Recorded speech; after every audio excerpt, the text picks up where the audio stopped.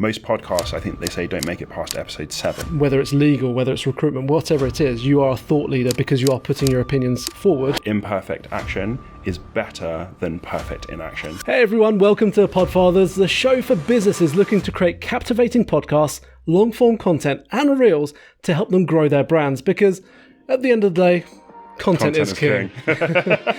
I'm Deren. And I'm Tolu. And we'll be your guides through this podcasting journey.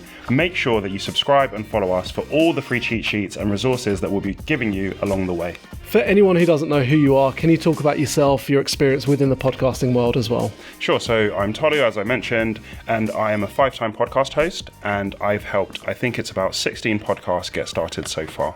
And those podcasts have had about 500 episodes. So for me, it's not just about getting started and doing 2 or 3 episodes. It's about really having that longevity to your podcast as well. So many people underestimate that, don't they? They start with an idea without actually mapping the route for the entire podcast series.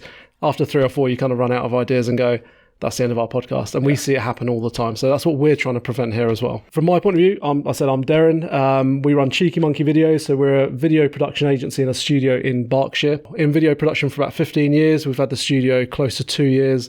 And we help podcasters and business owners come in to help create content. So rather than just being a studio for hire, a lot of podcast studios, we help them with the entire production side, formatting their shows, distribution, monetization, literally the A to Z of podcasting. Produced about 300 shows across about 40 different sectors, from beauty, IT, cybersecurity, sports, mental health, literally everything. We've got parenting, divorce. We've got so many different things. We've got weddings as well. So we're always learning from the topics that the guests are talking about as well. So it's fun, isn't it, podcasting? I love podcasting so much. And when I first started, I didn't think I would. But just as time's gone on, I've got to meet so many new people. I've learned so much because I'm usually on the hosting side. So I usually get to hear from really, really smart people what they're doing. And I think it's just something that everybody should be getting more involved with. The way that things are going now, it's becoming easier and easier all the time to have your own podcast, to grow your podcast. So I think it's just really important for people to get involved. And we're saying everybody, but let's make it very clear as to what we specialize in. We specialize in helping businesses to utilize podcasts to help them grow their businesses with content. So individuals, obviously, crack on, do your podcast, great. You will probably learn quite a bit from what we do, but we specialize in helping businesses and brands. And we also specialize in video podcasts. I know we're going to get into that later as well. But we talk about video podcasts on this show. Audio podcasts are great. We'll get into it later. And the format for this episode, we asked for you guys to send in a load of questions about podcasting. So we kind of compiled them all together. We've got some common questions that everyone wants to know about. I've got a few here. You've got a few there as well. So we're going to run through those. Do you want to start? Sure. So why do you think people should start a podcast, or businesses should start a podcast? This is like asking me, why should every business have a social media page? You just should. Simple as that. I mean, it is literally about reaching new audiences in new ways. People are listening to podcasts a bit like they used to listen to the radio. So you're in your car, you're at the gym, you're going for a walk, you're putting on a podcast. You look at Spotify now, it's always a top recommended podcast more than music.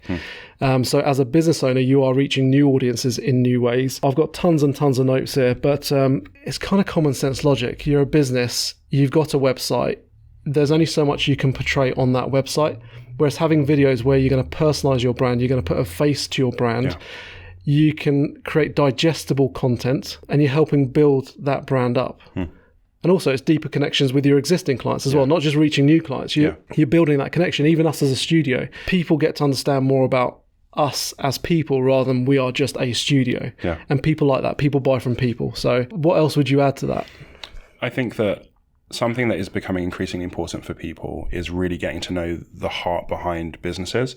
So there are some people who say that, you should have about 7 hours of bingeable content available for people to just find you, get to know you a little bit more before they then come and buy from you. So I think that people are really more interested in a lot more about what really happens in those organizations. What are those people actually really like? Because the salesperson is always going to put their best foot forward. Your website's always, but when you're in a podcast and you're seeing how they ask ask questions, how they interact, you really get to know them a little bit more. And I think people are looking for that a lot more now. And that's why you see so many more businesses are becoming thought leaders because of podcasts, because they can talk about, this is who we are, this is what we believe, this is why we believe it. And people can connect with that in a much deeper way than we could have before. Thought leaders is a great one, because again, you are becoming industry experts by being a voice for your industry as well. And I think people underestimate the power of that. Whether it's legal, whether it's recruitment, whatever it is, you are a thought leader because you are putting your opinions forward rather than just hiding behind your website. Absolutely. And I think that also it gives you a way to connect with prospective clients as well. So there are a few podcasts that I host where they are businesses who people don't necessarily always want to hear from, like recruitment, for example. But what we found is that by connecting with people through the podcast, the relationships that are built are so much deeper, and they're not based on, I'm trying to sell you something.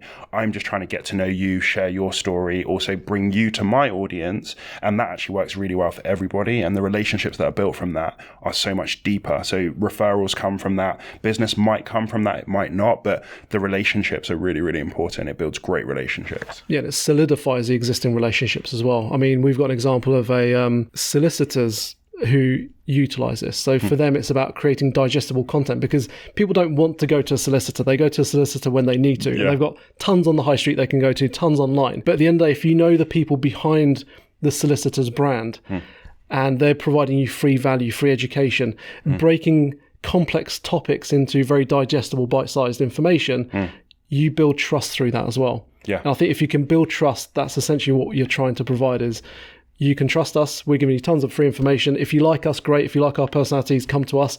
If not, obviously go to the next person. I think people love seeing we see it on our side, when we put behind the scenes videos and photos, even without any speaking, people love seeing what's happening behind the scenes. I think a podcast is just a more professional way of doing that, is showcasing your brand, your genuine personality, not your website's personality, not your social media personality, but your genuine personality. And I think that leads to a really interesting point that we were talking about before, is that for me, podcasting grows the whole industry as well. So if you're a lawyer, for example, and you're saying, look, here are some really complex things that most people don't understand. It's really, really simple. It grows everybody that can actually access lawyers in a different way. So no matter what it is that you're doing, podcasting is going to grow your industry. So it's really important that actually you're doing that, because the more the industry grows, the more your company grows as well. And it kind of leads to why we started this as well. We want to help the whole podcasting community grow by giving you free resources, free information. And if we can help the podcasting community grow, take the information we've given you and do it yourself. It's not a problem. We're not here to sell you anything. And it is about just having business owners utilize podcasts and for us to try and be a part of that. And if people can buy into our personalities and what the information we're giving them, fantastic. We'll work with them, we'll collaborate, because there's a lot more we can do, obviously, behind the scenes of what we offer to our clients and what you do as well. So again, that's for another episode, and we'll talk about that later. Second question I've had, and I think we touched on this in the intro: audio or video, and explain to me exactly why. I am absolutely always going to say video.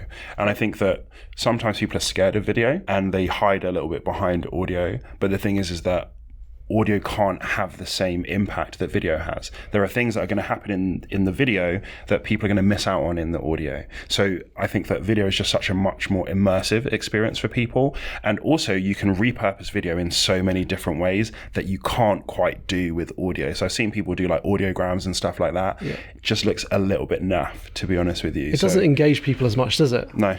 Rather than having 2 people, 3 people, 7 people sat around a desk talking, you can't do the same thing with an audio. No. Even if you're going to do this on the cheap, just stick your phone on the side. Phones these days have got great quality anyway. Put that there and just record it, because then you can cut reels off of it. You can put it on social media. People can see, again, your person. That's what you're trying to do with podcasts, is really sell your personality. And even radio stations now, you can log in and they've got webcams. So they know how important it is, because if it's just a radio presenter, it's just their voice, you can't buy into them. And like I say, you can make things like this more immersive. We've got, spin the wheel and games that we'll be playing on these episodes later on as well. But just do video. Guys, come on, just do video. We're in a visual generation now. Everything's, TikTok generation. You just cut 3, 4 second, 40-second reels off the videos that you've created off the podcast. And again, what I say to people is treat the reels as your trailer to the movie. No one just turns up to a movie. You see the trailers first, they're a minute long. You then go, I'm interested in that. Then you want to watch the whole thing. Yeah. So for me, Reels are the most important driver. Without that, you're not going to drive anyone to your long form content. Yeah, couldn't agree more. And I think something that people might not be aware of, I was at the podcast show a few weeks ago, and YouTube got up on the stage and were saying about how podcasts and video is one of the things that they're pushing really, really heavily.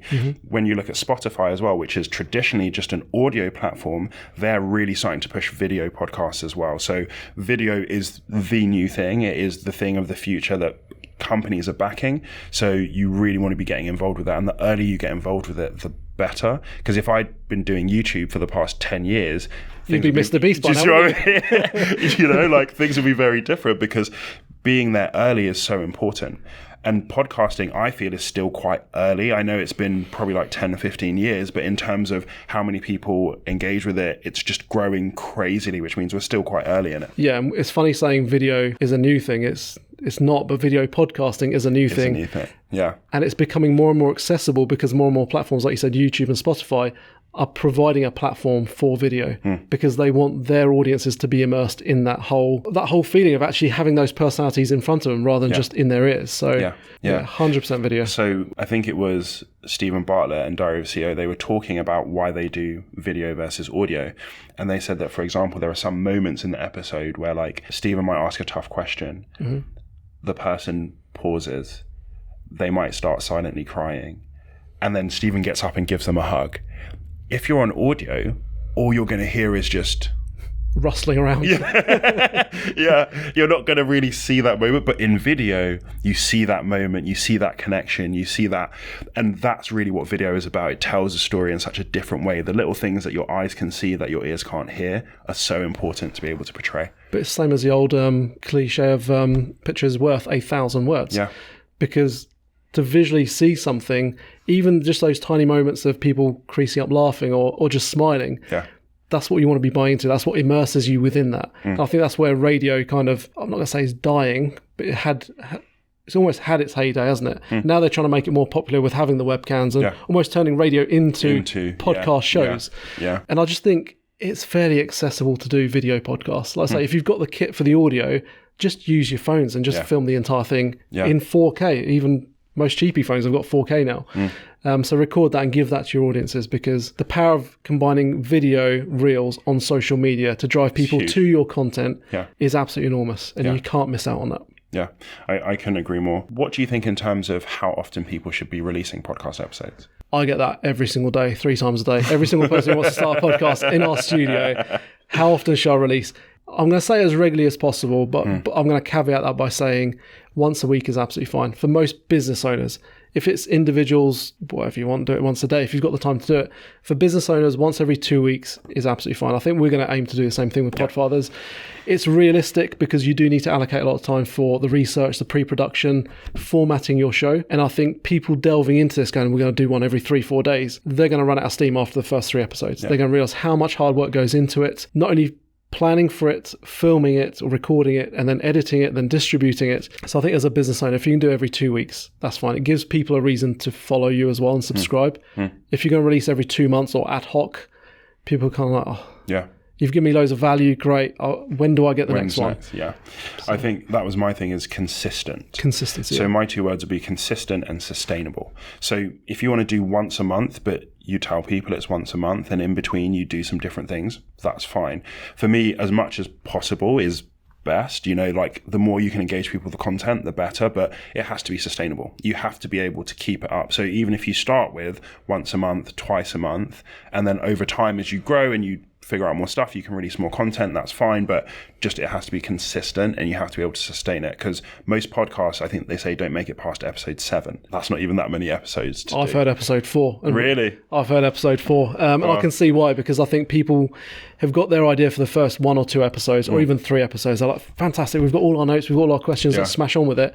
They haven't thought as far as episode 4, 5 and 6 and gone, we haven't got time for this now because we need to research. They realise how much time it takes to film, then to edit, then to distribute.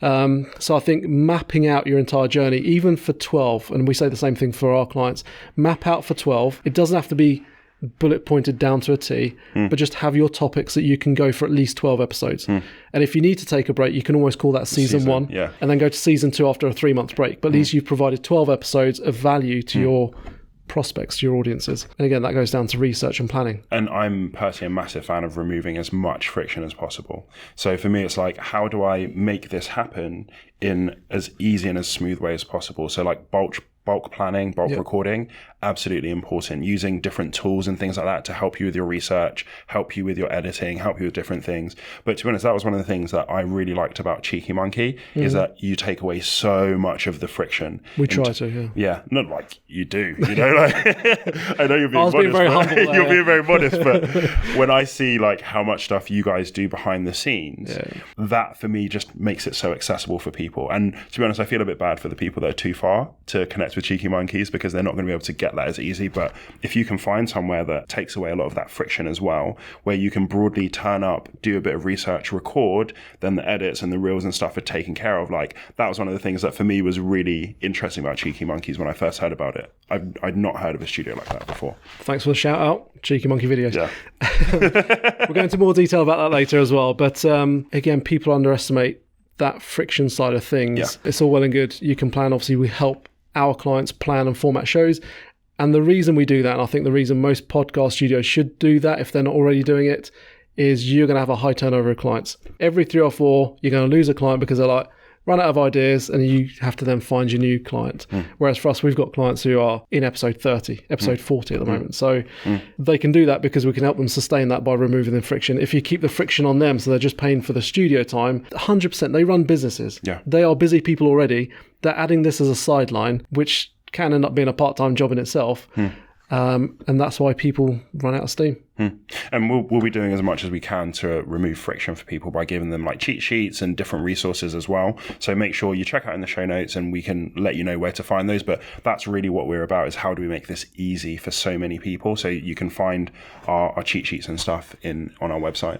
We get probably, no exaggeration, between 15 to 20 inquiries a week to the studio, purely for podcasts. People wanting to start a podcast. And these are just business owners, marketing managers going, we know we need to start a podcast, don't know how, don't know where to start. So we've got starting guides. We've got that with Podfathers now as well. And I think for us, it is about just moving people along rather than just thinking about it. It's like, here's a cheat sheet, download it, think about it, talk with your team and create a sustainable plan of what value you can provide to your prospective clients, your existing clients. And if you can do that, it's like having social media. You just have to have one. One of the common questions I get asked is, there's so many podcasts popping up now. It's a saturated market, so I'm just going to get lost within that. Isn't that the same as saying, I'm not going to have a social media account because all my competitors have got one, so it's saturated? It's exactly the same thing. Yeah. You're doing it because you want to create content and you want to be found. You don't just go, I'm not going to do it because all my competitors, and it's a massive market. You are creating content as your own brand, as your own business. So you just need to do it. And for me, there's another couple of sides to that. It's like, if you don't have it, very soon you're going to be at a massive disadvantage because everybody else is going to have it. And the later you leave it, the later you are. So for me, it's like, you should do it anyway. It's so important for businesses to start thinking that way and to start putting out the content and to start really helping themselves with podcasts, because it actually will bring you inbound business as well, not just kind of outbound. That's what it was. Lots of people have podcasts, but lots of people, as we've talked about, aren't consistent. So with podcasting, the fact that you turn up whatever your frequency is already winning, because there are so many podcasts week on week that are dropping off. So you might think that there's millions of podcasts, but how many of them actually have consistent episodes coming out? And also, by having that consistency as a business, you are showing your prospective clients, we do things right. We do things properly. And I think a lot of business owners, entrepreneurs are so bogged down with what's already going on in their lives. You know, running a business is hard in itself, and we're throwing a curveball by saying, also run a podcast. You just have to do it. I know it's another thing on your list, and people push it down that list going, we know we need to start one, we'll do one in a few weeks' time. You need to start planning that from now. Talk to other studios, talk to other producers, talk to your marketing team and go, what value can we provide? Start mapping out. Otherwise, in 20 weeks' time, you're going to be 20 weeks behind your next competitor who's just started today. Yeah. And I think that podcasts can make some of your other things easier. So for example, if you repurpose your content in the right way, you could make articles out of your podcast episodes. You could make blog posts. You could make newsletters. You can make sales tools and stuff like that. So when you're pitching to someone, you say, hey, we've got a podcast episode that might help solve your problem, whatever it is. Like, podcasting can actually feed into so many other things. That sounds like a lot of hard work, but we're going to talk about this in one of the other episodes. Yeah. Using AI to then help you create that content, so you don't really have to touch a huge amount of it. It will just generate it for you from the content and the information you've already provided from the podcast itself. So I don't want people watching this getting scared by going, you can also do this, this, and this. It's not adding to your task list. We'll tell you about the software you can use, AI that you can use that will do that for you automatically. Yeah.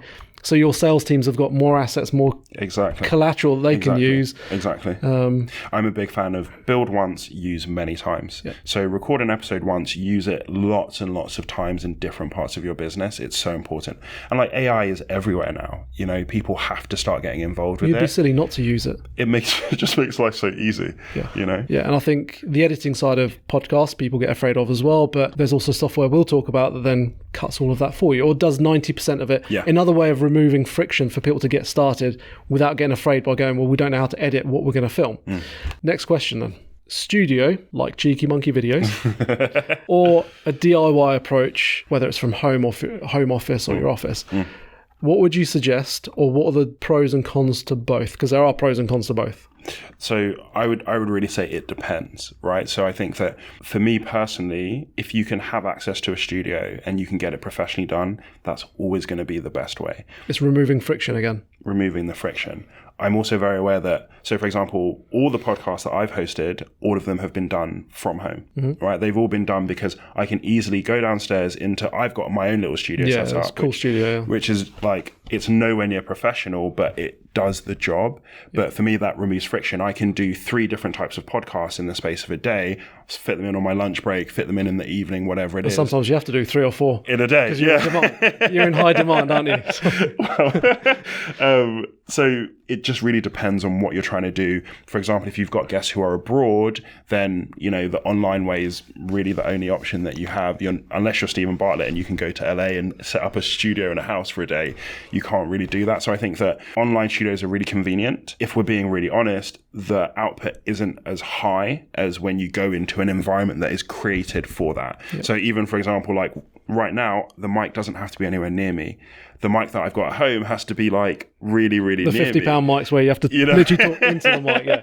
So it's just those kind of things where now I can have a really easy, free conversation. I can look you in the eyes, hopefully not hit the mic too much. That's but like the third time. I know. So, but yeah, it really just depends. Again, there's so much software out there. Riverside being one of them. We'll go into more details in another episode, where you can just hop onto a call with a guest that's in 3,000 miles away, and you can do it, and it still looks okay. But you just have to pay a lot of attention to your lighting, your sound, because if you're going to repurpose that content for social media, people judge you and your business by the perception of the content you put out. Yeah. So if the content is grainy, it sounds crap because you've got a £20 mic, the lighting's off, and the camera is just a cheapy little webcam, people are judging you even subconsciously by that. Yes, it's great you're trying to provide content and value, but people will switch off. Again, this is TikTok generation. You've got 3 seconds to make an impression. If a Riverside split screen is coming up on my social media, unless it's something that's really riveting to me that I want to know about, I'm going to skip straight past the next thing that's got cats flying across. Whatever the next thing that's going to grab my attention. So you need to grab attention. Hopefully when we cut these reels of me and you, people will see the difference as well. We'll probably do some kind of split. We might even do a Riverside split screen of what it would look like me and you chatting on Riverside compared to this. And I think business owners, they're going to look at it and go, it's a cost thing as well. You know, it's going to cost money to hire a studio. Not a huge amount of money, I'll be honest. But the cost of trying to do it yourself, buying the kit, the right kit, doing it properly, the time it takes to set up, without the help of a studio or production team, you then have to figure out the ratio of whether that's worth it or not. And I think the other thing that sometimes we don't think about is the time that it takes as well.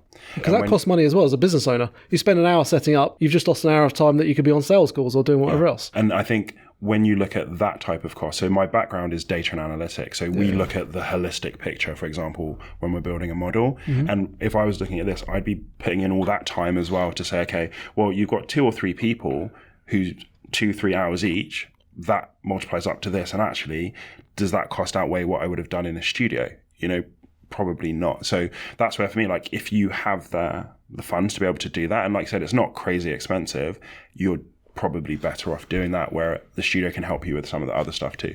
But also it's the headspace as well, because if you've got to worry about all the mics, the light, the sound, doing all the checks and everything else, you're then splitting your mind into providing value from the content you've got on your prompt cards, doing that properly, as well as, is my mouth close enough to the mic because it's a 20 quid mic? Yeah. Is the lighting okay? Is Riverside going to cut out? Is the internet going to die? You know, it's software at the end of the day. It can glitch. And we've seen with our clients where they've given up on Riverside in some cases and gone, I can't be bothered. I've had a guest, I've had it arranged, I've lost that data now, or it's had a glitch halfway through. Whereas coming into a studio environment, whether it's us or somebody else, it doesn't really matter. Everything's set up for you. So all you have to worry about is delivering that content, interviewing or being interviewed, and everything else is done for you. You then walk away. They can even edit your videos. And you've then got a Dropbox folder of all your videos that you can then repurpose for the next 3 months. Yeah, there's huge benefits to online, accessibility being the main one, but you've still got subscription fees. Nothing's really free. And then there's huge benefits to a studio, as well as drawbacks to both as well. I think my real thing is like, find what's going to work for you and start doing it, right? So if you say, look, not sure about a studio, just want to go online, cool, like at least start doing it. If you want to say, actually don't want to even try and figure out online and my own stuff, cool, go find a studio. But the main thing really for me is start doing it. That's really important. And what I love saying to people is, if you want to, just start practicing using online. Use that as your little test bed. Refine your interview skills and hosting skills, everything else. Do that, because it's not going to cost a huge amount. No. Don't invest in loads and loads of kit. And some people who've invested in £4,000 or £5,000 worth of cameras at home, but forgotten that lighting is just as important. Forgotten that sound is just as important. But at least they're trying to hone in their skills before then going, you know what, Deren, stuff this. I'm coming to your studio. You can do it properly. Because when you add up how much money you've spent on the equipment to do it yourself, you might have 10, 15 episodes here, all edited for you. I think, so when I first started, I started just on my laptop. I didn't even have a camera. I didn't have a microphone. So if you go back and look at some of my first episodes, they're absolute dog crap because I didn't have lighting. I had nothing. We're going to put some snippets into this edit, I think. You can't tease people like that. They are so bad. But I practiced. So I love what you said about practice and get better. And then now I actually know what I'm doing. Okay, now I buy a microphone. I get a Shure mic. Okay, now I know I'm doing a bit more. I get some lighting. So I think, there is that progression as well. But that's how you should treat business in general. There should always be a progression in that journey rather than just going, this is what I'm doing, I'm going to stay there. Even when you come to a studio, you're always, or any studio environment, you're always honing your skills and getting better and better. So if you've done your first episode, if we go back to some of our clients, they're on episode 30 or 40 now. If you look back at their first ones, they're nowhere near as good. Because you have to learn as you create this content, how to then improve and where to improve. But if that means jumping online for the first month or 2 months and doing it online, interview a few people, even if you don't release it to audiences because it's a bad portrayal or perception of your company, at least you've used it as a practice bed. And even with that stuff, you can still turn that into written content as well if you really want to. So 100%. Nothing is ever wasted. I think having those conversations, building those relationships, getting that info, it's always going to serve you well. And if it does look dog crap, you can at least use a sound from it if it's valuable. And we go back to, you can use audio podcasts in that case. If you have to. If you really have to. If you have to. But I think it's a good place to start. So that's part of top tips, isn't it? I mean, have you got a top tip? So my top tip is really like, don't try and overcomplicate it. Do what you need to do to get started. So someone said imperfect action is better than perfect inaction. So like we said, businesses, you are going to need podcasts. So start moving towards that. Start doing the research, start understanding how you're going to do it in the way that removes friction for you.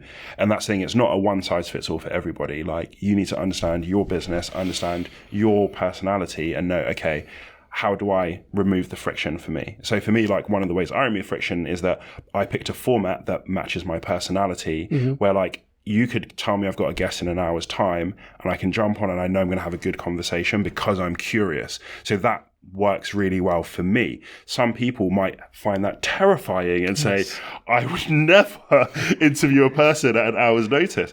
Pick a format that works for you. There's not a one size fits all. And that's what's interesting with us working together is we have very different styles for that. We do, which complement each other. It complements each other. It works. So find a format that works for you.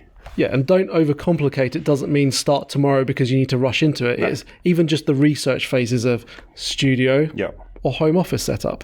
What kit do I need? Obviously, you'll learn as you watch some of these episodes that we're going to provide more information on what kit to use if you are going to set up in your offices or home office. But just start doing the research from now. with it in mind that you are going to start very, very soon. Yeah. And same as any business owner, I would say actually put a date to it. If you're going to start, just go, we're going to start in 4 weeks' time. I've got 4 weeks to research the hell out of this. And then we have to go by that date. Because unless you put a date to it, you can keep pushing this down the bottom of your list. Yeah. And you will wish that you'd started that 6 months ago, because even if you release once a month, that's 6 months worth of episode. If you release twice a month, that's 12 episodes. Like, that's without talking about the reels and the shorts you can release in the meantime, which is 20, 30, 40 videos, which is still your personal branding, your business branding. Yeah. You're getting your logo out there. Yeah. You're getting your personality across there. And it's not that daunting doing this, is it? No. If you're chatting about what you're passionate about, whether it's recruitment, we've got clients in the sewage industry, but they're passionate about it. I love that passion. Not sure I can get on board. Yeah. But because they're passionate, but they know everything about that industry, for them, they're not talking to camera like... No. When you had to advertise your business before, it's a talking head to camera. How amazing you are. And nowadays, people can just voyeuristically watch in to our conversation, agree, disagree. I'm sure they're going to agree to 99% of everything we've said, right? Because we know what we're talking about. And I just think it's just so important to just get something going, the research phase going. So I agree. Yeah. Did you have any other top tips? Top tips. Contact Cheeky Monkey Videos. Actually, on that, let's talk about you came in matching clothes to me today. Yeah, I got the memo. Podfathers, Cheeky Monkey Videos. What's the link? We obviously keep putting that in there. We're not trying to sell Cheeky Monkey Videos. We know that we've got clients abroad as well who are going to be listening to Podfathers. We are just trying to provide you with value so you can do stuff at home. You're not going to travel to our studio, but it can give you insight into what to ask the studio local to you. To make sure you get the value that you need to be getting as well. So what's the link between the two? What's the link between me and you, Podfathers, Cheeky Monkey Videos? So it's quite a serendipitous link, really, actually. Very. So you guys had reached out because I have a podcast for me to come in and maybe record in the studio. We had some really awesome conversations and realized that we both actually want to do pretty much the same thing, which is help podcasting to grow. Help more people to start podcasts, help more businesses to start podcasts. So we're working together to create this podcast, which provides hopefully lots of free value to people, lots of resources, cheat sheets, different things that you can do as well. And that's really what we're here to do. And like I said, we can't serve everybody from this studio. Not everybody can come here, but it's about bringing... I love what you guys do, personally. We love what you do. Thank you. But I love the way that you do it. So it's really, how do we get that out to as many people as possible so that there are lots of really good podcasts that are happening. And at the end of the day, if another 100 businesses start a podcast in the next 6 months after listening to this, we've kind of won anyway. Yeah, that's a big win. Because we've helped the industry, as angelic as that maybe sounds. But if we can help the industry grow with our expertise, and between us, we have a lot of expertise. I'm normally very humble and modest, but we've produced 300 episodes of different shows. You've helped start tons and tons of podcasts for other people. So combining that and collaborating to then provide value to the industry. If we then end up getting loads of clients using the studio, fantastic. But we'll also be running workshops, masterclasses, loads behind the scenes to help businesses on a more consultative approach as well. If they like what we provide in the free cheat sheets and everything else, great. We've got that as well. So that's Podfathers, and that's a link to Cheeky Monkey Videos. Brilliant. What else have we got in future episodes? So next episode is going to be about, if you are doing a home setup, what does that look like? What equipment might you need? Lighting, some of the stuff that around dimensions and what should you be looking for in a space. And then we'll also talk about tech as well. So, things like online studios, AI that can help you with things like reels and different things like that, and repurposing content. We're going to talk about all that kind of stuff next episode. And beyond that, we are talking about everything from monetizing your podcasts, not just from a business perspective, or a brand perspective, but how to actually monetize that, how to distribute the different platforms you can use. We've got tons. We've got tons and tons. I'm really excited. So am I. Let's see how it's taken in the first episode when we release it. I'm sure there'll be thousands of views, obviously. To recap, podcasts are a good idea, right? Great idea. Great idea. Great idea. So I think if we go back through the bits that we talked about, podcasts can help your business in so many different ways, from relationship building to deepening relationships with your customers to providing content that you can repurpose to drive your brand forward, there are so many different ways that it can help. Video is king. Yep. You know, video is the way everything's going, and you really need to be involved with video. And audio is really like only if I have to. It's kind of if the video is really bad, and okay, then maybe do audio, but we're always aiming for video, and it doesn't have to be complicated. Yes, and I think if you're just going to do audio, you're going to miss out on a lot of the information we give you because you can't really implement it with just audio only. However, it goes back to me saying if you're going to use audio as a test bed, do it just to hone your interview skills and then build up. If that's going to help you build your confidence, because people are daunted by being in front of camera, even if they're not looking directly at it, it can be daunting to have that. But if you've practice through audio, you've interviewed a few people, maybe it's going to help give you the confidence, because once you get talking about your passions, the time absolutely flies by. I have interviewed a lot of people, and even today I had a guy who cancelled our previous recording because he was so like terrified of being on video. So we just did like a little chat, and I asked him a question and it hit on his passion. And if you saw him come alive, love the fact that he was on video. And after, he's like, I said to him, you should probably start a podcast about that thing. And he was like, I think I will. But all it takes is that time of just find what you're passionate about. If it helps, do it with a friend who can ask you some questions.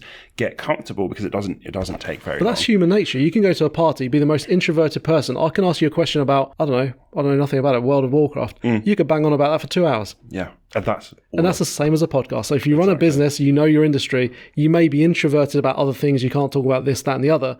But if you're passionate about, I don't know, legal stuff, you can talk about that all day long. Yeah. Recruitment, great. Yeah. And there are lots of micro niches where people will absolutely love hearing you talk about that thing. And that's something else that people are concerned about, is will people listen? But will the right people listen? Yes. That's what that's the real question. And people are like, well, it's only had 300 listens or 300 views. Okay, but you're in a local demographic. You own a beauty salon. That's 300 potential people who are going to come into your salon or know about your salon. Does it matter that you've got 1 million views if they're in America, Japan? They can't use your salon anyway. Yeah. So you should be looking at it from that perspective, is that the right people are watching. They're watching for a longer duration rather than, when you look at average views, it's average duration of views. It might be 8 seconds. You want, if it's a 45-minute episode, you want at least 30 minutes of viewership. Yeah. So it's about getting your content to the right people. And if that means it's only your newsletter subscribers that watch it, you've just built a relationship with those newsletter subscribers. I saw there was a lady online, and she has only like 5,000 subscribers on Instagram, or 5,000 followers. But from that, she makes $1 million a year. Yeah. And that's not uncommon either. You hear stories like that all the time. And I think if you can absolutely hammer your niche or your sub-niche, it shouldn't really matter about the viewership. No. That's vanity metrics. Rather than sanity. I like that. I like that. Yes, I think that's really important to drum into people's heads, because they'll look at that and go, well, episode 1 only had 37 viewers. You've just started from 0. You've just sent out one thing. So it's about bringing that consistency in. People will then subscribe because there's consistent information to follow in the first place. And then from that, it is a snowball effect as well. Yeah. But unless you start in episode 1, you don't ever get into episode 30. No. So, and if we go back to our recap, be consistent, which comes back to what you're just saying. Be consistent and make it sustainable. And then, figure out versus studio versus online, what works best for you. The main thing for us is that businesses are starting podcasts. That's really what we care about. And enjoy that entire journey, because it's not an unenjoyable process whatsoever. We speak to business owners all the time, and for them, the main struggle is creating content. Yeah. So, they're on Canva creating posts and stuff. That's fine. You can keep doing that. But if you can provide an immersive experience where you've got a 45-minute episode about what you're passionate about in your industry, and you cut 30 reels off that, you've now got 30 days of content that you don't need to go into Canva to create posts of before and after, and that takes time. This is a fun way to create content. It is a fun way. It's a fun way. I've done the Canva thing, and I'm like, I much rather just prefer to have a chat with someone and do it that way. How much content are we going to get off this? I don't know how long we've been recording for, 45-minute episode. How much content are we going to have off the back of this that it's not taking a huge amount of our time? No. So and it's fun. It is fun. And if we get 1 million views, fantastic, even more fun. So, we want people to do something for us, don't we? We've got a viewer challenge. Yeah. Do you want to tell people about the viewer challenge? So our viewer challenge is for you to get a pitch to us. So get your podcast concept, write down a little bit about it, write down what types of episodes you would do, and send that in to us, and we will review some of those live on a show in the future. Yeah, we'll analyse it, we'll break it down, we'll give you feedback on what we think will work from that show, what won't. What I always say to people is use things like TV game shows as a blueprint. Mm-hmm. So if you look at Graham Norton's a great example. Break your episodes down by 6 or 7 minute segments. Obviously in this one it's slightly different because we've done a Q&A, but normally every 6 or 7 minutes you would have a different format within your show, whether it's a little game you play or some visual thing that pops up. So yeah, use TV as a good reference point and apply the same blueprints of that into creating your podcast. And the same goes with Reels. That's why you create Reels, is you've got a trailer to the main long form content. So but yeah, we can't wait to see what your suggestions are. Either DM us, drop a comment, email us, we'll have all the details under the video somewhere. And enjoy the free resources as well. So I'm Deren, he's Tolu. Join for us for the next episode where we talk about tech. See you next time. See you next time.